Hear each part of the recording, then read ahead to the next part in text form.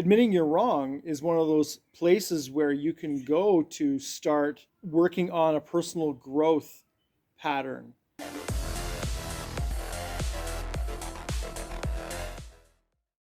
Hello, everyone, and welcome to the channel. I'm your host, The Real Phil Belk. It's okay to be wrong. It's not okay to be wrong and not be able to admit that you're wrong. I've noticed a lot of people lately have a hard time admitting that they're wrong. They tend to envelop themselves into their own kind of safety blanket of their truth. No one seems to ever accept the fact that they are wrong. Instead, they decide to be a victim of society or of their parents or something like that. No one seems to actually admit that they are wrong anymore. And with that, I think we've sacrificed truth in some way. We've gone from being able to have a debate. Like, remember in school, like people used to have debate teams and stuff like that and have avid discussions. Nobody can do that anymore without somebody getting mad or getting their feelings hurt or something. It seems like with that whole feelings thing, everyone gets their hurts feelings. Everyone gets their feelings hurt, and then we don't want to discuss with anyone something that we think is wrong. We don't want to hurt anybody, and so we just decide to accept somebody's truth. I find nowadays we are far too accepting of people's truths when they're just blatantly wrong, and there's this warped perspective of what's going on, and you look at this person and you go, you're so wrong. You're objectively, scientifically wrong, but you don't want to say anything in case you hurt them. And no one can accept being corrected anymore. Everyone gets a participant's ribbon. I don't know if it started with the participant's ribbon or what, but no one's allowed to be a loser anymore. Everyone gets a participant's ribbon. Everyone has to feel like they're a winner, and it's like, no, sorry, there's winners, there's losers. Sorry. I can't believe what that's actually done to society. And I'm of the age where we started getting participants ribbons in track and field when I was like 7 and 8 probably. And it was like, what are these? Oh, we all get a ribbon.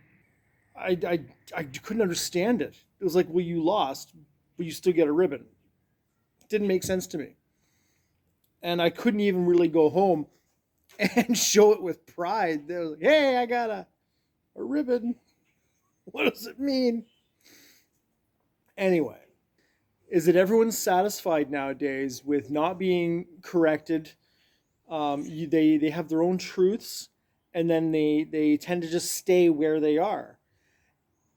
You don't get to elevate yourself. You don't get to a higher level and learn and become more excellent and do personal development without admitting that you're wrong.